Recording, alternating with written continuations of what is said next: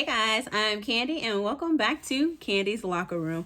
It's been a while since I've been on here, so I want to start with the freshest news first, those Pro Bowl selections, and then we'll roll it back to those past couple of games and see what's going on with our offense. I voted, but did you? We had 5 Pro Bowl selections, but not everybody was happy with those selections. That lucky 5 includes Trevon Diggs, Micah Parsons, Jaylen Smith, Zach Martin, and Brian. Now, here's how the Pro Bowl works. The coaches, the players, and allegedly the fans vote their favorite players into the Pro Bowl every season. So, a lot of people are upset saying that Dak and CD and some of their other favorite players were snubbed. So then the question remains, did we, the fans, snub them, or were they snubbed by fellow coaches and players? We may never know, but I do wish that CD, Zeke, and Dak, even though he hasn't had his best, admittedly, by himself, last few games, I would have liked to see all of them in the Pro Bowl. Nevertheless, I am glad that we do have the 5 we have in there, so let's celebrate that piece of good news. But most importantly, let's talk about this road to the Super Bowl, starting back with our last game versus the Giants. So, getting into this Cowboys and Giants game, in the first quarter, DeMarcus Lawrence knocks the ball loose. Jordan Lewis starts the game off with a beautiful interception. Zeke eventually scores a touchdown for the Cowboys. We missed the kick, not us. Jaylen misses the kick. Surprise, right? And the score is 6-0. We are able to stop the Giants from scoring. Micah Parsons steps out of his position. No surprise there. What can he not do? And stops the Giants from being able to score. They are only able to kick a field goal, bringing the score to 6-3 before the second quarter. The second quarter was a quarter of field goals for the Cowboys, to say the least. We had a series of field goals at the beginning, bringing the score from 6-3 to 9-3 to 12-3, and then DeMarcus Lawrence again is able to knock the ball loose. It's recovered by Carlos Watkins, and with a few seconds, under a minute left in the second quarter, the Cowboys make a run for a touchdown. They don't get it. They do get another field goal, bringing the score to 15-3 at the half. At the beginning of the third quarter, the Giants decided, hey, we want a piece of that field goal action. So they got a field goal, bringing the score to 15-6. Shortly after that play, there was a fight between number 70, Zach Martin, and number 96, number 99, and some other 90-something of the Giants, but there was no flag called until the guys started to fight again. Cowboys number 63 and Giants number 53 or 59 had a flag called on them. And you know what? Honestly, if I were the Giants and I tried to steal the Cowboys' old coach and he got fired, then tried to steal their old linebacker, Jaylen Smith, and we were still losing, I'd be a little frustrated too. May even want to throw a couple of punches, so I understand the frustration. But I can't say the same for my Cowboys, as they scored another touchdown with a pass from Dak to Schultz.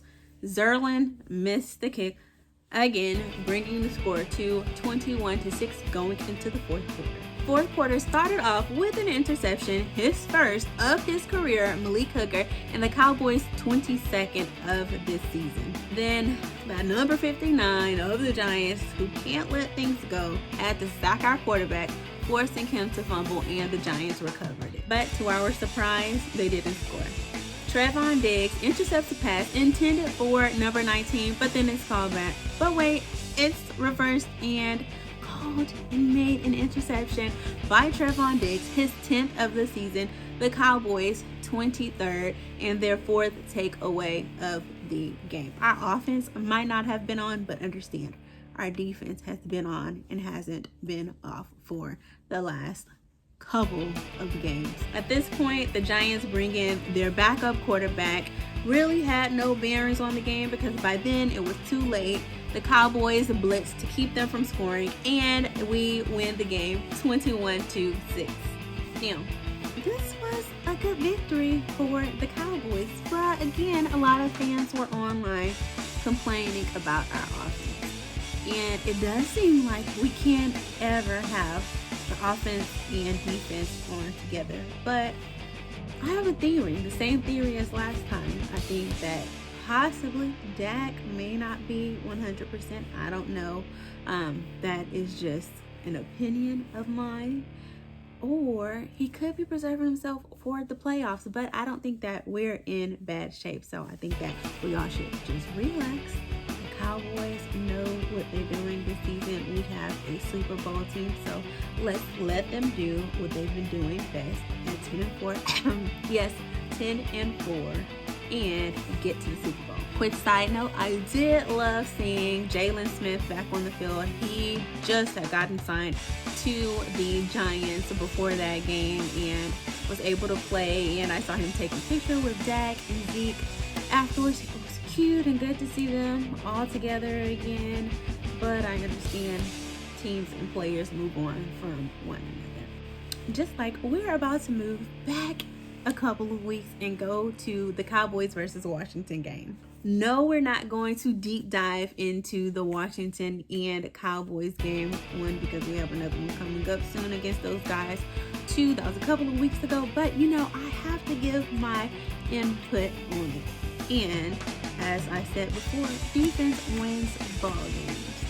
Let's get into it. Here's a little highlight reel without the clips. The Dallas Cowboys led the first quarter of that game with a whopping 18-0, might I add. Big plays in that first quarter was Randy Gregory's interception and Micah Parsons' sack that led to Armstrong's first touchdown of his career. The most notable thing in the second quarter was a sack by Micah Parsons. The Cowboys went into the halftime shutting out the Washington football team 24-0.